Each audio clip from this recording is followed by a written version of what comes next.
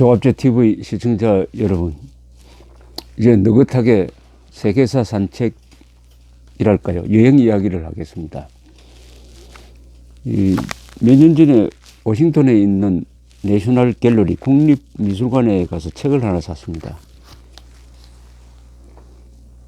당신이 알아야 할 50대 빌딩, 50대 건축물이라는 책입니다. 이 책 보면은 세계에서 유명한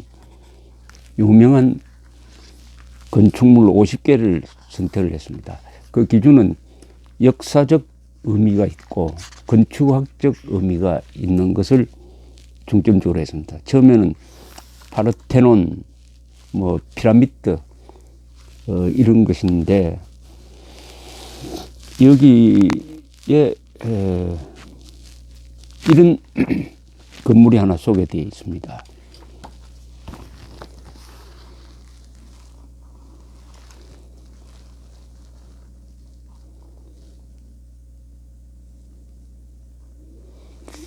아마 이 건물을 보시면은 아마 처음 보시는 분들이 많으실 거라고 생각합니다. 성 베드로 사원이라든지 페트라라든지 콜로세움 같은 거는 물론 이 책에 있는 건물들입니다만은, 타지마할은 보기만 하면은 많이 본 건물이다 이렇게 생각하실 텐데, 이 지금 보여드린 이 건물은 조금 답답하게 보이기도 하고, 이 전체 사진 찍기가 매우 힘든 곳에 있습니다. 주변에 건물이 다닥다닥 붙어가지고. 그런데 이 건물이 1978년에 유네스코가 세계문화유산이라는 제도를 만들어서 맨 처음에 12개 건물을, 12개 장소를, 건물과 장소를 세계문화유산으로 올렸습니다. 12개입니다. 맨 처음 한 게. 거기에 이 건물이 들어갔습니다. 그만큼 중요성이 높다는 것이죠. 이 건물은 어디냐 하면은 독일 서쪽에 있는 네덜란드하고 접경지대에 있습니다. 아헨입니다. 아헨. AACHEN. 아헨이라고 그러죠. 아헨. 아헨 하면은 아헨 공대가 유명합니다. 학생이 한 3만 명 됩니다. 이 도시는 이 대학 도시라고 볼 수가 있습니다. 그러나 여기에 바로 이 아헨 대성당이 있습니다. 여기가 왜 유명하냐? 왜 50대 건물에 들고, 그리고 유네스코 최초 지정 12개 건물에 들어갔느냐 하면은, 바로 저 성당에 묻힌 인물이 대인물, 역사적 인물인 덕분입니다. 누가 묻혔느냐? 이 사람은 유럽에서 나라마다 부르는 발음이 다릅니다. 우리가 학교에서 배울 때는 영어식으로 배웠으니까 찰스 대제라고 불렀습니다. 영어식입니다. 찰스 대제. 그런데 요사이는 샬레마뉴로 더 유명합니다. 샬레마뉴, 프랑스어입니다. 프랑스. 샬레마뉴 대제라고 부르는데 조금 의미상은 겹칩니다. 샬레마뉴, 마뉴가 크다는 뜻이니까 샬레마뉴 대제라고 합시다. 샬레마뉴 대제입니다. 또 독일에서는 칼이라고 합니다. 칼 대제. 저 스페인에 가면 아마 카를로스 이렇게 될 겁니다. 카를로스 칼 찰스 샬레마뉴로 불리는 사람이죠.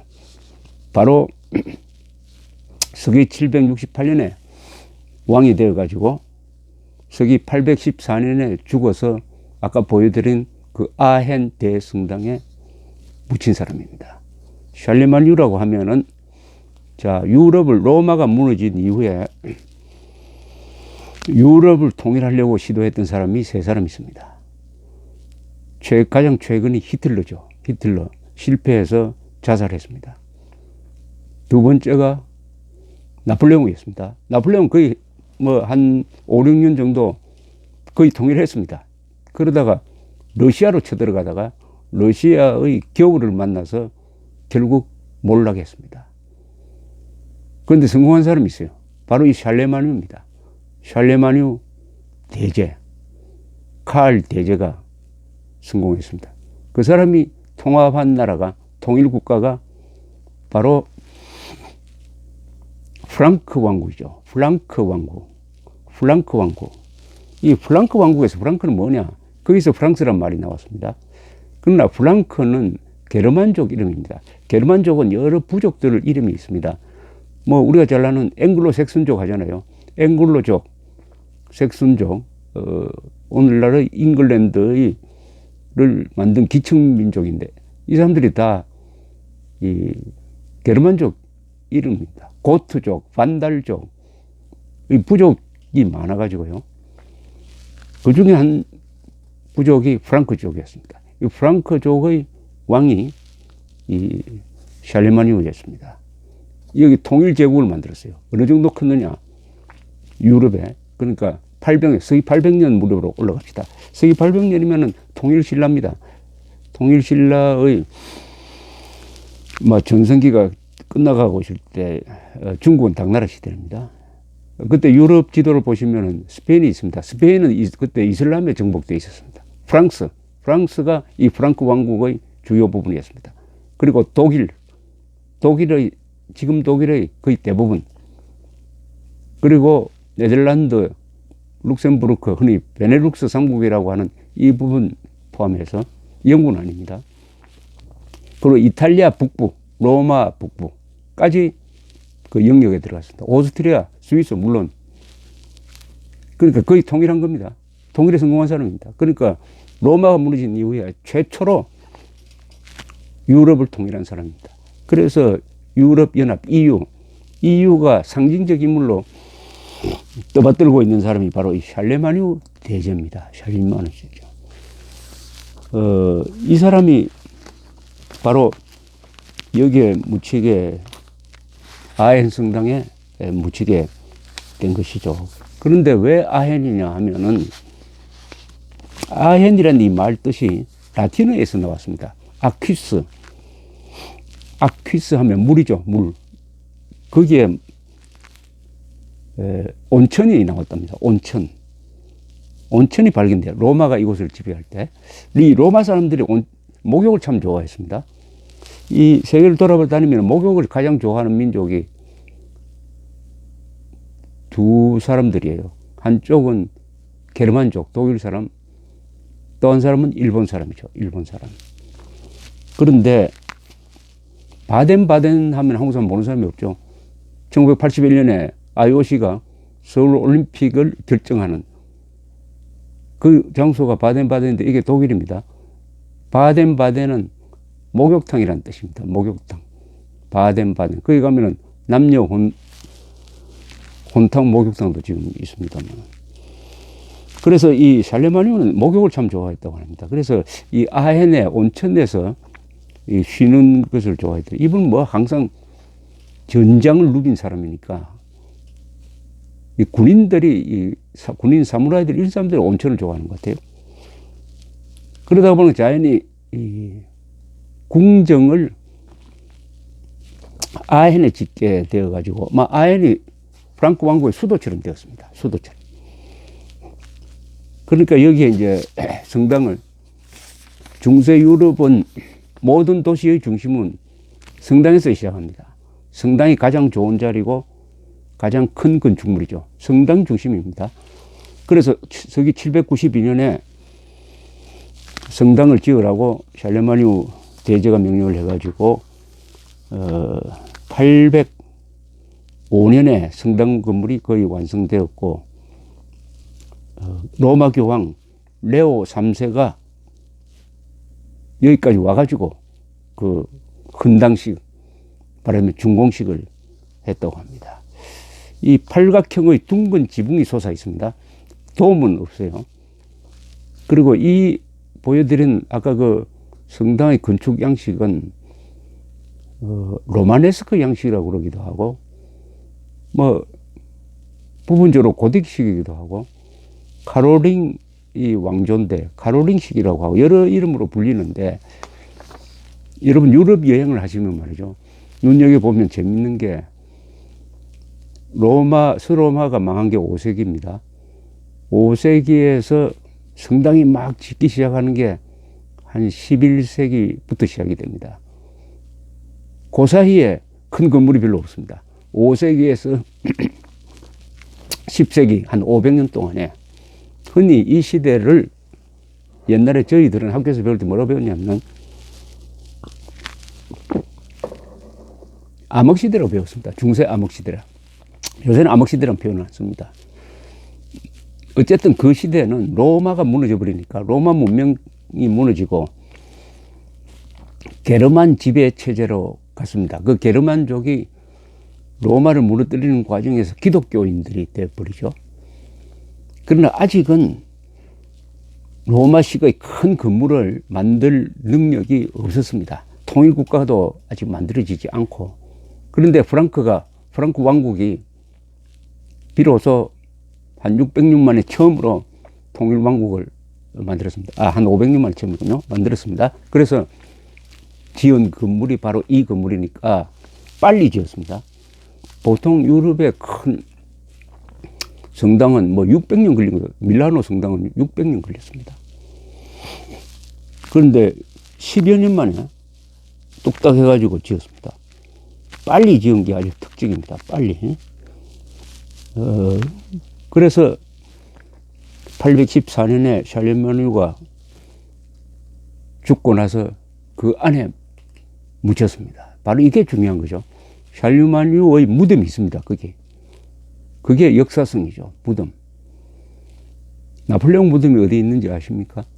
물론 센트 헬레나에서 귀양 가서 거기서 죽어서 파리로 돌아와서 이 파리에 유명한 군사박물관이 있습니다. 앵발리드라고요.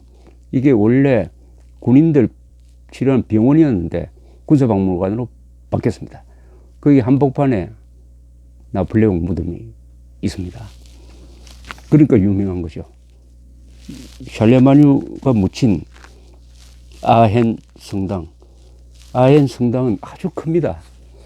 그러니까 그 800년 전후에 유럽에서 만들어진 거의 가장 큰 성당 중에 하나입니다. 수백 년 동안 알프스 북쪽에서는 가장 큰 성당이었습니다. 가장 큰 성당이었어요. 그것도 빨리 만들었다. 역시 권력이 강하니까 빨리 만들 수 있었겠죠. 독일에서는 이 성당을 카이스돔이라고 한다고 합니다. 황제의 성당이다. 황제의 성당이다. 이 샬레마뉴 이야기를 조금 더 하면은 이분은 서기 800년에 로마로 갑니다. 교황 레오 3세로부터 대관식을 해요. 거기서 무슨 대관식이냐? 왕의 대관식이 아니라 황제의 대관식을 합니다. 서로마 제국 황제로 불리게 됩니다. 아까 말씀드렸다시피 서로마는 5세기에 게르만족의 침략에 의해서 망해버립니다. 그리고 이탈리아는 여러 세력의 각축장이 되는데 콘스탄티노플에 본부를 둔 동로마 제국이 유스티니아누스 황제 때 6세기에 한때 서로마 제국이 있었던 이탈리아 본토를 다 수복을 합니다. 그러나 곧 그걸 지키지 못하고 빼앗겨버려요. 그 다음에는 이탈리아는 여러 나라로 분열돼 가지고 서로 막 싸우고 있을 때입니다. 로마에 교황이 있었죠. 그래서 교황은 이 질서를 좀 바로잡아야 되겠다. 서로마 제국을 재건해야 되겠다. 그런 생각을 가지고 샬레마뉴한테 서로마 제국 황제라는 칭호를 줍니다. 그래서 유럽 문명에서 두 사람의 황제가 생기는 거죠. 콘스탄티노플에 있었던 비잔틴 제국, 동로마 제국, 비잔틴 제국도 황제라고 칭했습니다. 그 다음에 샬레마뉴가 또 황제가 됐습니다. 그러나 샬레마뉴의 아들들은 황제라고 불리지 않았습니다. 그러다가 신성 로마 제국이라는 게 만들어집니다. 신성 로마 제국은 주로 독일에 있는 독일, 오스트리아, 지금 체코스로바키아 이 부근에 있는 여러 나라들이 연방국가입니다. 연방국가인데 황제라고 불렸습니다. 신성 로마 제국이 하나 만들어진데 그거는 샬레마뉴 뒤에 100년 뒤에 이런데 신성 로마 제국은 어떻게 보면 서로마 제국을 재건한다고 했는데 서로마 제국처럼 강하지도 않고 뭐 신성하지도 않고 제국도 아니라는 그런 비아냥을 프랑스의 볼테르가 했습니다만은 사실은 독일 중심이었어요. 프랑스는 뭐 거의 소속도 안 됐습니다. 그러나 신성 로마 제국 황제니까, 황제로 불리시니까 일정한 권위가 있었습니다. 그리고 나중에 가면은 신성 로마 제국은 합스부르크, 오스트리아 비엔나의 합스부르크 왕조가 독점적으로 거의 계승해 가고 있습니다. 또 독일 왕을 겸했습니다. 독일 왕이기도 하고 신성 로마 제국 황제이기도 했습니다. 그래서 신성 로마 제국의 최초의 황제를 샬레마누 대제로 막 규정하기도 합니다. 그래서 그 뒤에 이제 서기 936년부터 1531년까지 이 성당에서 30명의 독일 왕과 12명의 왕비가 대관식을 올렸습니다. 성지가 되었습니다. 그리고 이 샬레마뉴를 이 신성 로마 제국의 바바로사 1세란 황제가 자기 권위로서 샬레마뉴를 성인으로 만들고 성인으로 막 지명을 해버렸습니다. 그러니까 여기가 성지가 되어버렸어요. 그래서 순례객들이 많이 왔습니다. 순례객들이. 그 중세 때도 멀리서부터 이 아헨을 한번 가보고 죽어야 한다고 해서 이 천주교에서 유명한 순례지가 되었습니다. 천주교에서 유명한 순례지는 뭐 여러분 다 아시죠? 스페인의 산티아고, 포르투갈에 있는 파티마, 프랑스에 있는 루르드. 그러나 이 아헨도 대단한 순례지였습니다. 나치 시절인, 근데 1937년에 보면은 약 80만 명이 참배했다는 기록이 있습니다. 특히 헝가리 사람들이 많이 왔다고 합니다. 이 아헨 대성당은 주변에 다른 건물들이 많아서 전체적인 모습을 보기는 조금 깝깝합니다. 그러나 안으로 들어가 보면은 권위가 있고 호화스럽고 또 무엇보다도 800년, 서기 800년에 지었다는 이 아주 특수성이 있습니다. 귀한, 그죠? 귀한 거. 그러나 이 건물을 지을 때는 아까 샬레마뉴가 명령을 해가지고 빨리 지으라고 해놓으니까 다른 건물에서 이 석재를 빼가 와가지고 지은 것도 있는데, 예컨대 이탈리아에 가면 라벤나라는 도시가 있습니다. 이탈리아의 북동쪽에 해안이죠. 이 항구입니다. 라벤나라는 도시는 동로마 제국이 이 서로마 제국 지역을 수복해 들어갈 때 거점 도시였습니다. 그래서 라벤나에 가면은 6세기 무렵에 이 성당, 무덤 등 아주 귀한, 그리고 벽화, 귀한 거의 최초의 기독교의 이 건축물과 벽화가 있습니다. 거기서 기둥을 뽑아와 가지고 이 아헨 성당을 지었는데, 나중에 또 한때 프랑스가 대혁명 이후에 힘이 커지니까 독일을 침략을 하죠. 나폴레옹이 앞장서고 이탈리아도 침략하는데, 한때 이 아헨 지역이 프랑스 통치를 받았습니다. 그때 프랑스 사람들이 아헨 성당에 있는 기둥을 가져가서 루브르 박물관에 갖다 놓았다가 워틀루 전쟁으로 나폴레옹이 진 이후에 그 중에 상당 부분을 다시 또 아헨 성당으로 가져왔다고 합니다. 이 샬레마뉴는 어떤 분이냐 하면은, 이분 자신은 글을 못 읽었다고 그래요. 글을 읽지는 못했는데 학문을 매우 좋아했다고 합니다. 학문을. 그래서 영국에서도 학자를 초청해 가지고 이 문화를 일으키려고 노력도 하고 했다는 겁니다. 이 샬레마뉴가 프랑크 왕국을 만들었던 800년, 요 시점에 유럽 사정은 어떻느냐 하면은 외침을 막 받고 있을 때입니다. 유럽 본부가. 특히 북쪽에서는 바이킹이 본격적으로 그 뒤 한 300년 동안 이 유럽 곳곳을 강이 있든지 바다가 있으면 배를 타고 와가지고 뭐 곳곳을 약탈합니다. 거의 300년 걸립니다. 그 시대가 개막할 시점이었습니다. 동시에 동쪽에서는 뭐 아바르족이라든지 해가지고 이 몽골 비슷한 유목민족들의 침략을 받고 있을 때였습니다. 그리고 서쪽에서는 이슬람이 그 지중해를 건너와가지고 순식간에 이 이베리아 반도, 지금 포르투갈과 스페인 지역을 점령을 해버립니다. 피레네 산맥이 스페인과 프랑스 사이에 있는데 높이가 한 3,000m 됩니다만 그 일부는 그 산맥을 넘어서 프랑스까지 쳐들어왔습니다. 이 샬레마뉴의 할아버지가 마르텔이라는 왕인데 이 사람이 그 이슬람의 침략을 격퇴한 사람입니다. 그리고 샬레마뉴 때는 또 힘이 넘치니까 스페인으로 또 쳐들어갑니다. 그러나 이슬람 군대한테 졌어요. 유럽에서 하나의 꿈이 어떻게 하면은 스페인을 다시 수복하느냐. 그걸 레콩키스트라고 하는데 기독교 세력과 이슬람의 대결이 스페인에서 일어났습니다. 그 스페인을 완전히 기독교로 수복하는데 700년, 약 800년 걸립니다. 800년. 1492년에 알함브라 궁전이 있는 그라나다를 수복함으로써 레콩키스트, 그 수복이 끝나는 것이죠. 그 긴 과정이 있었습니다. 이런 시절에 프랑크 왕국, 오늘날의 프랑스, 독일, 스위스, 오스트리아, 네덜란드, 벨기에, 이탈리아 북부를 포괄하는 프랑크 왕국이 서서니까 비로소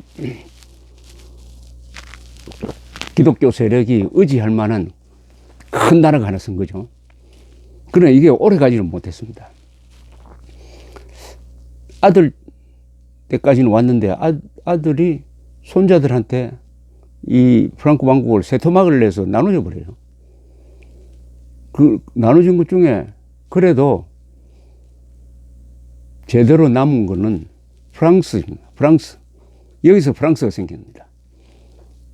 프랑스가 생기는데 그 북쪽 뭐 독일 이쪽에는 다 분열돼 버리고 그래서 프랑크란 말이 프랑스가 되는 거죠. 근데 여기에 오해가 생길 수가 있습니다. 지금 프랑스 사람들은 인종적으로 보면 게르만족하고 뭐 원래 살았던 골이라고 했죠. 거기에 살던 사람 그리고 로마에서 온 사람들이 뒤섞여 있는데 이 유럽 문명은 5세기에 서로마 제국이 망한 다음에는 이 게르만족이 다 지배민족이 됩니다. 그래서 토착민을 다스리게 되죠. 그러다 보니까 서로 섞이게 되는데 프랑스는 이 게르만족의 피가 독일처럼 많이 섞이지는 않은 곳이죠. 그러나 말은 프랑크에서 나온 프랑스가 되었습니다. 그러다가 이 유럽에 무슨 기술이 퍼졌느냐 하면은 우리가 말을 타고 전쟁을 할 때는 반드시 말 안장이 있어야 합니다. 그리고 안장에서 늘어뜨린 발걸이가 있어야 돼요. 발걸이. 그걸 등자라고 그럽니다. 그래야 두 발을 안정시키고 말을 타면서 활을 쏠 수가 있습니다. 요게 유럽에서 퍼지기 시작하는 게 이 프랑크 왕국 때부터 유럽에서 말 발걸이, 등자가 보급됩니다. 이렇게 되니까 기병이 발달하게 되었어요. 기병이. 그 전에 기병은 그냥 말이 운송수단에 지나지 않았습니다. 말 타고 말 탄 상태에서 영화에 보면 자주 나오는데 칼부림하고 창으로 찌르고 하는 것은 로마 시대 때는 그렇게 하지 않았습니다. 그렇게 할 수가 없었어요. 몸을 안정시킬 수가 없으니까. 말 타고 가서 내려가지고 뭘 하고 했죠. 그러나 이게 안장이 보급되니까 말 탄 상태에서 칼싸움도 할 수 있고 창으로 찌를 수도 있고 등으로 활도 쏠 수 있게 되었으니까 그때부터 기사라는 이 직업군이 생기게 됩니다. 기사. 유럽에서 이제 기사가 본격적으로 나오기 시작한 것이죠. 기사가 나온 것이 바로 봉건제도, 유럽 문명의 가장 중요한 제도 하나가 봉건제도입니다. 봉건제도는 왕, 영주, 밑에 기사, 이 사람들이 하나의 계약관계로서 같이 공존하는 제도라서 동양에 있는 중앙집권적인 그런 관계하고는 조금 다릅니다. 봉건제도가 점점 발달하면 나중에 뭐 민주주의 발전과도 연결이 됩니다만, 프랑크 시절에 이 발걸이가 보급된 거죠. 그런데 이 말 발걸이는 이미 한국에서는 고구려 무용총 벽화, 그게 서기 한 400년대인데요. 무용총 벽화를 보면은 말 등자에 몸을 앉힌 이 무사가 말은 이쪽으로 가는데 몸을 뒤로 돌려가지고 반대 방향으로 활을 쏘는 장면이 나옵니다. 그때는 동양이나 북방민족들은 발걸이를 착용하면서 기만민족의 용맹성을 떨치고 있으면서 자주 유럽으로 쳐들어갑니다. 그런데 그것보다도 이 동양에서 발걸이가 보급된 것보다 본격적으로 보급된 겁니다. 본격적으로 보급된 것보다 유럽에서 보급된 건 그 400년 뒤입니다. 이 400년 동안 그 뒤에도 뭐 그렇지만은 유럽은 항상 북방 유목민족으로부터 당하는 쪽에 있었습니다. 훈족, 아틸라의 훈족, 아바르족, 그리고 헝가리를 만든 마자르족, 그 다음에는 몽골, 그리고 오스만 터키 계속 당했습니다. 그러다가 총이 만들어지고 그 다음에 해양 개척 시대가 열리니까 그 주도권이 유럽으로 넘어가게 되는 것이죠. 그 이야기는 나중에 뭐 따로 하겠습니다만은, 어쨌든 독일에 여행하실 기회가 있으면은 아헨이라는 도시에 가보시면은 세계사의 그 가장 위대한 인물 중에 하나, 유럽 통합에 성공했던 프랑크 왕국의 샬레마뉴를 만나게 되실 것입니다. 감사합니다.